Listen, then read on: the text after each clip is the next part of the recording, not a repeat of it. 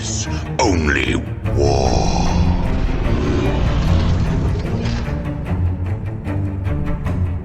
What is up, gents? 40k Dirtbags. We got an awesome battle report for you today. We're doing Grey Knights versus Votann.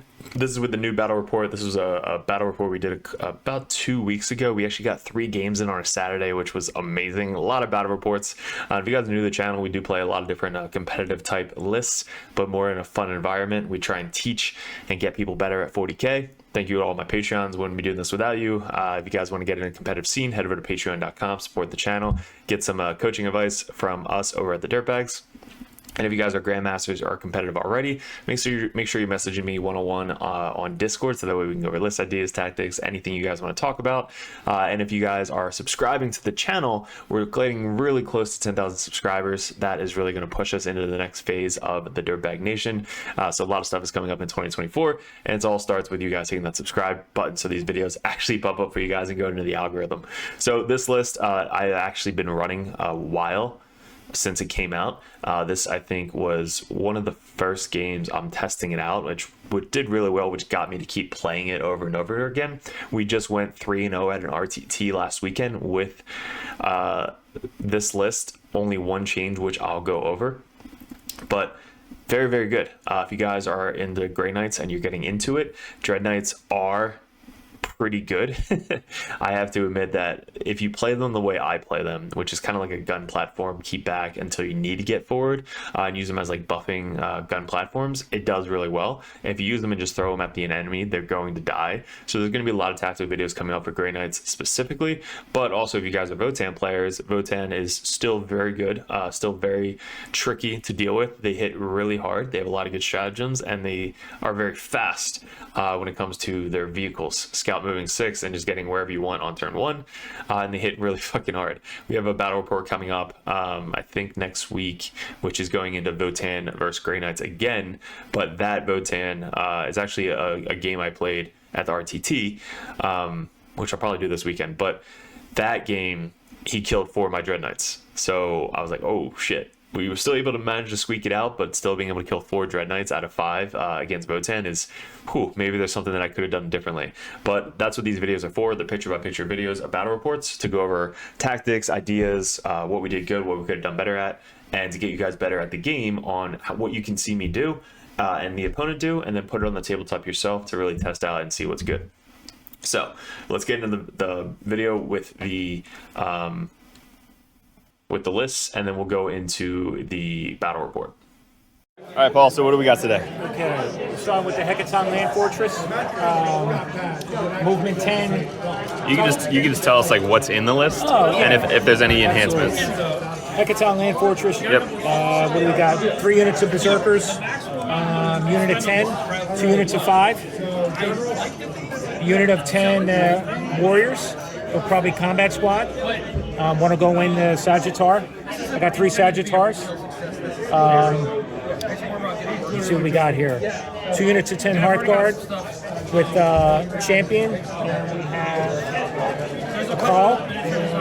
And then a unit of 3 Bikes. And in each Berserker squad, we have a Mole Launcher each. Nice. It's a nice 2,000 point list. That's the list. All right, for Grey Knights, we got 2 Grandmasters. One of them has the sigil attached to him. We got an Assassin. We have 3 units of Tech Priest. So this guy's going to be proxy as a Tech Priest. We have 3 Dread Knights. They're all kitted out the same way. They have side cannons, flamers, and hammers. These guys also have the same thing, side cannons, flamers, and hammers. We have Codiez. We're testing him out. He would have been really good against Chaos last game. We have a unit of 10 Terminators with Drago, 2 side cannons and a banner and a apothecary. And then we have a unit of Strikes, just basic with a side cannon. All right, guys, so that was the list. Paul's a great dude. He's just always wants to get a competitive game going. He plays a lot of different armies. This was his, I think, 3rd game with Votann. Some things that he would have done differently, which we'll go over, but he played it pretty standard how Votann plays. I played them a couple times. It was one at LVO that I played them, so I kind of knew what to look out for. Obviously, I was playing Chaos back then, but I kind of knew what their little vehicles did and what to stay away from, which is how you really learn in 40k. Is you have to lose or get really your shit kicked in to then figure out what to look out for and what to focus on. If you guys are interested, this terrain that we're using is sponsored from Rexar's Lasers. They're actually going to be in a lot of battle reports coming up. They do clear plexiglass, and it's all Games Workshop layout. All the wood is really easy to put together. It's just wood glue and really small pieces. This piece right here is only 3 pieces. It's the top piece and then the 2 side pieces. Then you just put glue in the little holes, and then boom, it's together. You can put Dirtbags if you really wanted the Dirtbags logo, or their own logo, or really whatever the hell you want on your plexiglass. But it's exactly the Games Workshop layout. And it's really easy to set up and really easy to transport. So use the code Dirtbag in the description below if you guys are interested in getting free shipping. Shout out to them. So let's get into the video. We got Votann up top here. We are playing take and hold. So just hold 1, hold 2. At the end of the game, you get to hold 3, and then you should be good to go. And deployment is pretty standard. We're just trying to hide as much as we possibly can. 9 inches from the center, so you measure 9 inches in that corner, 9 inches in this corner. I have my Cal Assassin up here, just waiting in case I get any secondaries or cleanse. You have to make sure that you have turn 1 secondary set up.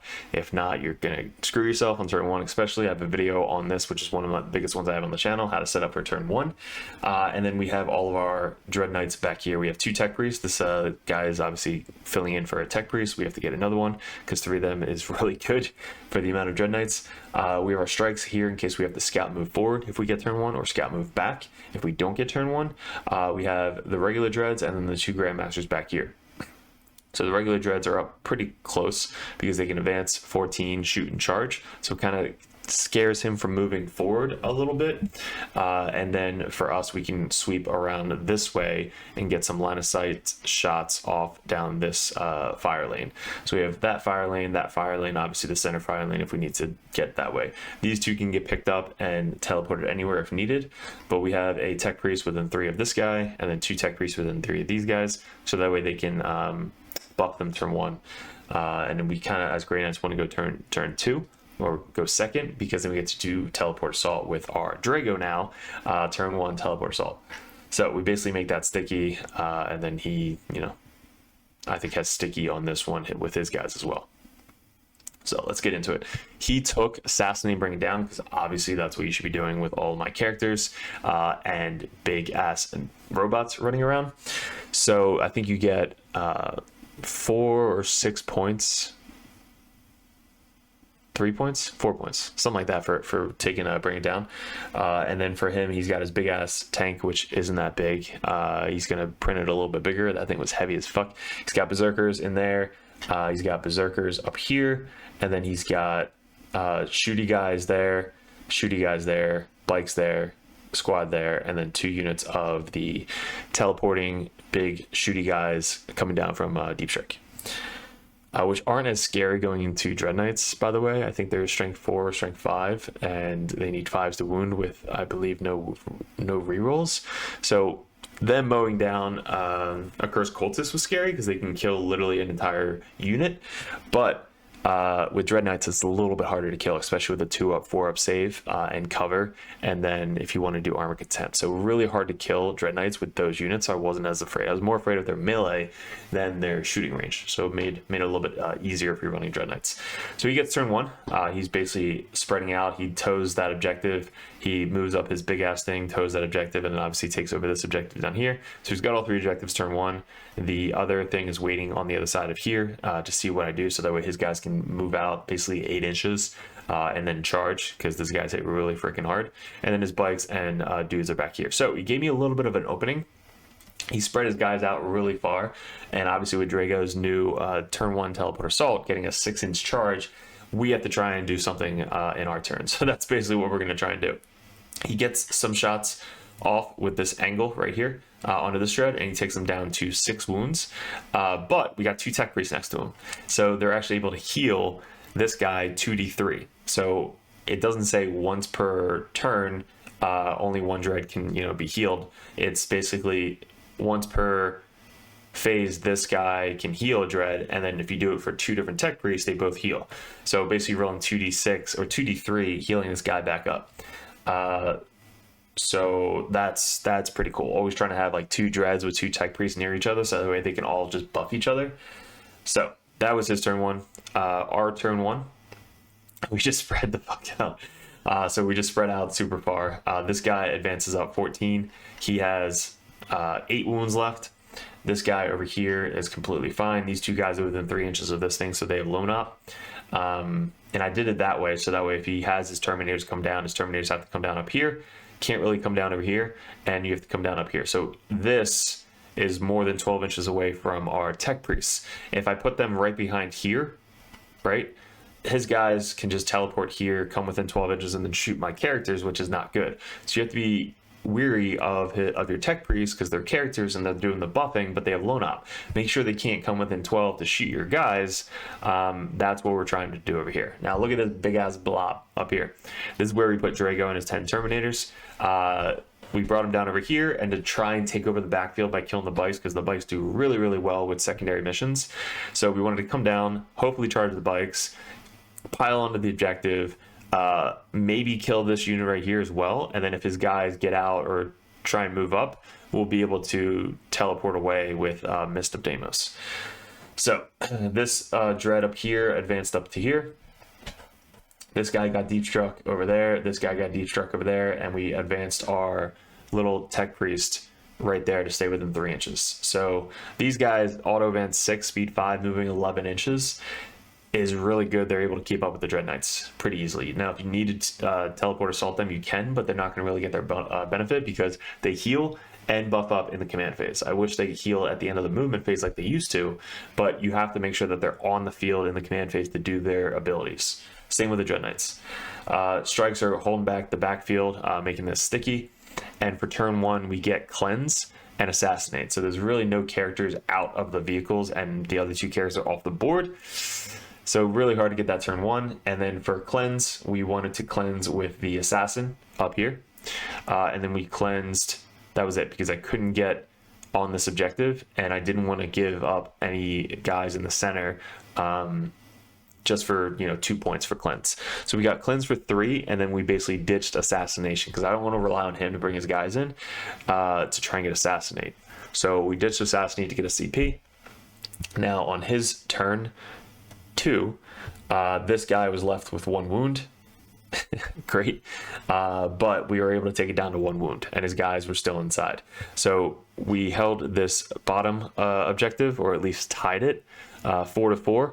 And he held these 2 objectives. So we charged in, killed the bikes, piled onto this objective. We weren't able to get in combat with these guys, but we stole the home field objective from him. So all he had was the center objective for 5 points for primary, which was really our goal. If we can stop primary and just kind of run over and get better secondary points than he does, that's usually what Grey Knights are going to excel in.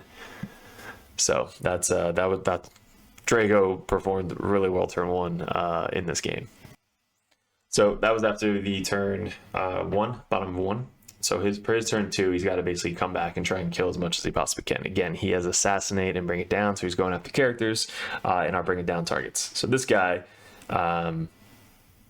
just waiting to get charged by Berserkers. They get out. I can't miss the Deimos because he's in combat. So it's smart for him to get out, move, and then fall back the vehicle outside 9 inches, so that way I can't miss the Deimos. And then these Berserkers basically stayed in the truck almost the entire game, which again was one of the things that we talked about at the end of the game. I would definitely use them more aggressively. I would use the big tank more aggressively, especially just running them forward and basically stealing my home field objective. That's what I would suggest. Getting rid of sticky for Grey Knights is a must if you're going against Grey Knights. Try and get rid of their sticky objectives as soon as possible, because I rely on sticky objectives. If I don't have a sticky objective, I'm getting almost 5-0 for primary points every turn. Unless having a sticky objectives, then I only have to fight over 1 objective to get 10 points for primary, which is really what we're trying to do for Grey Knights. So over here, this guy basically got out of the vehicle. Now you can't miss with a disembark because it doesn't count as a ending the movement phase. So when he disembarks his guys here, he's got like a 5-inch charge with his Berserkers, so they're getting in to my Terminators pretty easily. This vehicle then runs over to here and get on my objective. I missed of Deimos this Dread Knight out and then put him back down over here. So we missed the Deimos and then rapid ingress back here to get out of range of his shots and try and heal up next turn. So we get out of, I think, 24 inches, so we're right outside 24 inches over here. So that way these guys potentially can heal him again next turn once I start in the command phase. Everything else is basically just chilling. And after his assaults, this is basically what we end up with. So these guys charge this guy, take him down to 3 wounds, which he lives, and then we finish off those guys. So we fight back and kill them. And then over here, these guys charge my Terminators down here. I think he kills like 4 of them. 1, 2, 3, 4, 5. Yeah, I think he kills 4 or 5 of them. And then we kill them back with all of our attacks. But we're still on his home field objective, and we're able to bring one back in the command phase. I might have spent 1 CP to auto pass the battle shock, just so I don't have to roll it, and I don't have to rely on rolling a 5 or 6 with Drago to get the home field objective. So our turn, we get deploy teleport homers and investigate signals, which was pretty easy for Grey Knights. Deploy teleport homers we just have to do in the backfield, which on our turn, that's what we do. We come down, I believe, with one of these guys. We deploy teleport homers, and we get investigate signals. So these guys do both because we don't really need them to shoot this turn. And then over here, Codiez walks on and gets investigate signals. And then down here, we get investigate signals with the strikes. And then over here, we had the assassin investigate signal over there. So I think we get 6 or 8 for investigate signals, and then 5 for deploy teleport homers, because that was pretty simple to get in his deployment zone. So all he has left after our turn 3 is he's got the big tank in the center, this one vehicle on this objective, and the Terminators that have to come in via deep strike. So this is the end of turn 2. So turn 3, he obviously has to bring him back in. So he brings them in right in the center behind all of the terrain, and then the other one up top here. So deep strike up here on the objective, and then deep strike right in the center, so that way I can't overwatch him anywhere. And then he wants to try and make a charge onto this guy and this guy to try and get on the objective to steal the objective. So again, he's going after assassinate and bring it down. So if he can kill this guy with 2 wounds left and kill this guy with 7 wounds left, that's a really good turn. My other characters, one's up here and then one's over here who has sigil. So if he shoots this guy, he gets to teleport away. He still hasn't proc sigil yet, so I'm waiting for him to shoot him so that way I can teleport my sigil Dread Knight away. So he's got to make a 9-inch charge up here. So I think he made the 9-inch charge on his turn. He took my Grandmaster down to 8 wounds because I think Armor Contempted him, and then he kills both of these Dread Knights down here. So he makes the charge, kills the one with 2 wounds because that was easy, and then he killed the other Dread Knight with, I believe, 7 wounds with his character. His character is right here, so his character did a shit ton of damage with 3 other attacks going into it, and then over here he had 3 attacks. So 3 attacks on this guy killed that guy. 3 attacks plus the character over here killed that other Dread. So really good turn 3 for the Votann. He gets killing both of these guys, and he killed, and that was it. So he killed both these guys. What we have left is 1 regular Dread Knight, 2 Grandmaster Dread Knights, strikes that are just hopping around the table, Drago, who's slowly bringing his Terminators back, my assassin, Tech Priest that teleported up here, Codiez all the way in the corner over there, and then 1 more, I think, Tech Priest down here trying to heal this guy over here. So he moves up his guys over here, so that way he stays outside of 9 inches to try and make another charge. And for us, we just kind of put everybody over here to try and get some shots off on these guys. So when he consolidates closer to this objective, and then we line up our 3 damage, AP2, ignore cover, AP1, ignore cover flamers, into his big ass Termi brick. Random shots from the strikes over here. Tech Marine just chilling, hoping to heal somebody next turn. Termi's holding down the home field objective. Not really doing much this game besides getting me primary points. And this Dread is literally running away very slowly against this break of Terminators running after him. So for our turn 3, we get capture enemy outpost. So already had that down, so that's a great 8 points. And then overwhelming force. He didn't really have anybody that I can take off the objective. He had a big ass toughness 12 tank in the center, and then he had 2 big Terminator bricks, which I just didn't have enough to focus down one unit. So we killed a bunch in this unit, but it wasn't enough to kill them. So overwhelming force we had to get rid of because we just couldn't kill anything on the objectives this turn. So he's got 3, 6, 8 guys left over here. He's got a bunch of guys which we keep slap festing over here. I got 4 wounds left on my Grandmaster with a tech priest next to him. Still not on the objective, because when you consolidate, you have to consolidate towards my guy. So I moved him that way specifically, so that way he had to move that way away from the objective, because if there is a guy closer, you have to consolidate into combat with the guy base to base if you can, and then if there's nobody within range of you, you have to go towards the objective if you want. So since there was a guy, which is my Grandmaster, he has to go towards the guy. He can't go towards the objective. And then over here, again, guy's still inside the big ass tank, just getting him 5 points every single turn. And then over here we have most of our army waiting to do something to this little Terminator brick down here. So this is us committing everything to try and kill the guys finally on that objective.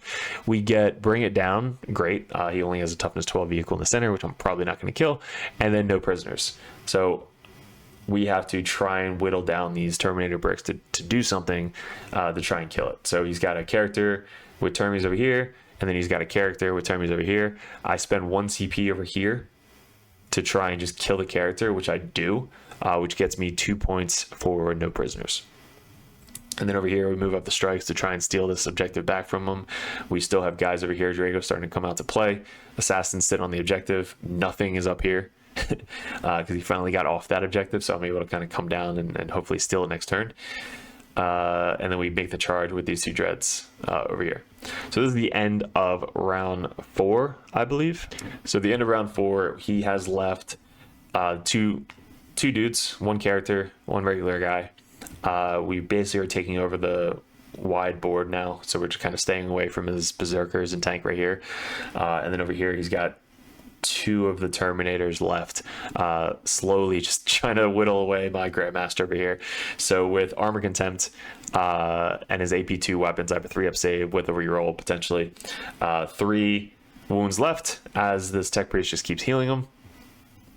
This objective is still mine, again sticky, and then down here we have 7 wounds left and 11 wounds from this guy, so we're pretty much good with these 3 dreads. Strike's still doing good. Termies are slowly coming back. On this turn 5, we get behind enemy lines and a tempting target, so he has to pick 1, 2, or 3 for a tempting target. I believe he picked any one of these because he started to commit his vehicle, so he moved his vehicle up to here, which nothing was in the center, and it didn't matter. Like anyone he could have got, I could have spent 1 CP to come down within 3 inches to steal it, and that would have got me tempting target. So we got 5 for tempting target pretty easily, and then the last one was behind enemy lines, which we had the assassin and the Grandmaster that got picked up and brought back down over there. So this is basically the end of the game. We deep struck the Termies within 3 inches of these guys, so that way we can get on the objective.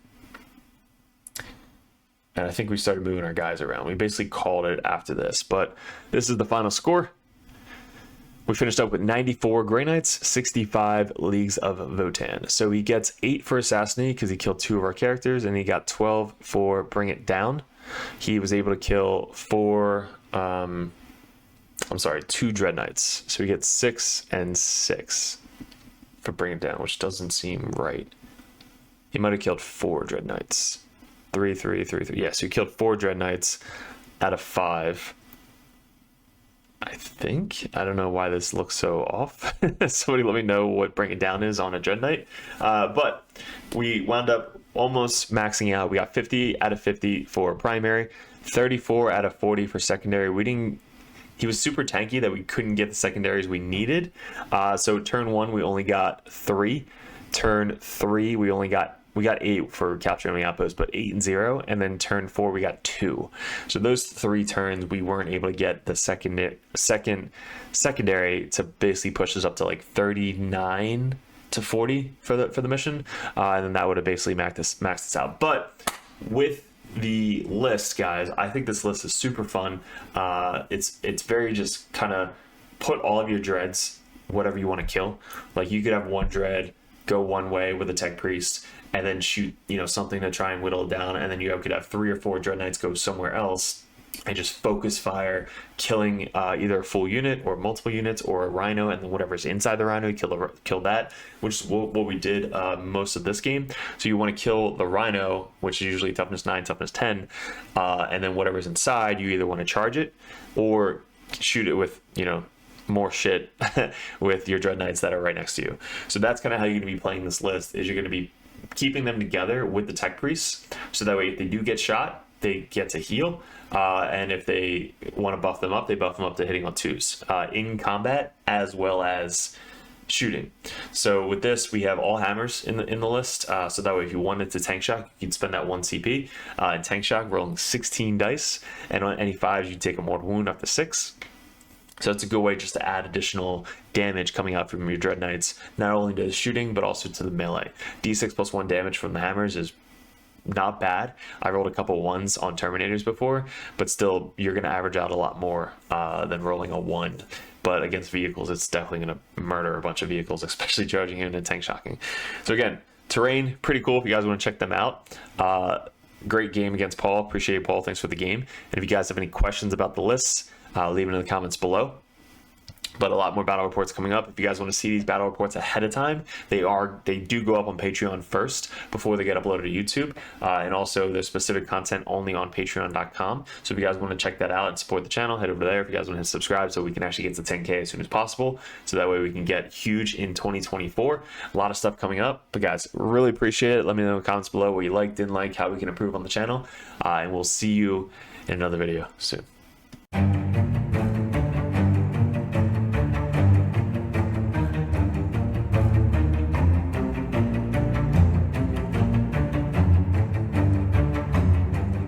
What's up, gents? 40k Dirtbags here. If you guys are thinking about joining the Patreon page, we're going to go over each tier and how it's going to benefit you and what you're looking for specifically to get out of 40k in 10th edition coming up. There's a lot of stuff to go over. There's a lot of tactical videos up on the channel, which is for free. There's going to be a bunch of perks that you get specifically for being a part of the Dirtbag Nation Patreon page. So first off, we have the first tier, which is $1 a month. You guys get first access to the videos over at patreon.com. You also get access to the Discord, which is specifically a private link in the Discord that only Patreon members can see. So you guys will have first access to that. Also a benefit is Patreons over the Dirtbag Nation get live streamed games on patreon.com streamed from YouTube, but there's only links specifically for the patreons.com. So not only do you get first access to these videos, you also get to see live stream games specifically only on patreon.com. The next tier is the Justicar. You guys get a shout out on every single video on YouTube. You also get to support us a little bit more. You get first dibs at voting on Discord, as well as you just kind of say, hey, I just want to be a Justicar Dirtbag and support you guys a little bit more than that $1 a month tier. But you get all the same access as well as the different color over on the Discord. So the third tier is the competitive Dirtbag. This tier, you get a lot more one-on-one coaching. This is a lot of the Dirtbags over on the Dirtbag Nation. They are able to send out messages one-on-one, go over list ideas, tactics, anything you guys want to talk about. When I was getting into 40K, or really any game in general, I always wanted to message the top players in the meta and just ask them questions. This $10 a month tier gets you that opportunity to message us one-on-one on Discord, so that way we can actually coach you, give you our insights, suggestions, and that's going to get you better at the 40k 10th edition as a whole. So that tier alone, just $10 a month to have one-on-one coaching, one-on-one messages anytime throughout the month, that's going to be a perfect tier for you guys. Even if you're brand new to the game, we go over 1,000 point list, 1,500 point list, 2,000 point brand new starting list, team list, anything you guys need. That's what the competitive Dirtbag tier is for. Also, you get a little bit red number name tag on Discord, so people know that you're really serious about getting into the competitive scene. The Grandmaster Dirtbags. This is the all-in-all $25 a month tier. You get one-on-one coaching, everything we said prior to this, but you guys get to see me, Mike, any of the other Dirtbags play your specific list that you want to see tested out live on one of our battle reports. You guys get to mention, suggest videos you guys want to see coming up on patreon.com. So you guys get the above first tier benefit of everything that we do over at Dirtbag Nation. All the support mainly comes from you guys supporting us over here at Dirtbag Nation. And Grandmasters, I can't thank you enough, but for $25 a month, you get one-on-one coaching and anything you want to see live on the tabletop. So you get to see a professional play right in front of you. You guys get to kind of like see it one-on-one, and I'm actually making this specifically for you. There's also TTS events that you guys can suggest. If you guys want to do a first 1 or 2 turn run through on TTS, we can actually log in and coach you one-on-one with that. If you guys see us at any GTs, you guys get special benefits, free dice, stuff like that. Anytime you purchase a merch thing on Discord, you guys get a free limited edition Dirtbag dice sent to you with every single purchase on top of that. So there's a lot of benefits coming up with the Grandmaster Dirtbag. You guys, I can't thank you enough for supporting us. Definitely let me know which tier would be best for you if you go over to patreon.com and specifically go to a tier. And make sure you don't forget to message me up on Discord. That's where we check every single day. If you guys are really into getting into 10th edition 40k, head over to Patreon, join the Competitive Dirtbag or the Grandmaster. Message me as many times as you possibly want, and I'll coach you the best I possibly can on any specific army that you guys play. Mainly our armies right now, currently, going into 2024 is going to be Chaos Space Marines, Grey Knights, Death Guard, and then we have Custodes, Sisters, and I think that's it going into the Wings of 2024. But again, any other army that you guys play, we have other coaches lined up for the Dirtbags that are ready to take on that role of the Competitive Dirtbag page. So guys, really appreciate it. Thanks for clicking on the video. Thanks for joining the Dirtbag Nation if you guys are already a part of us. And we'll see you in another video soon.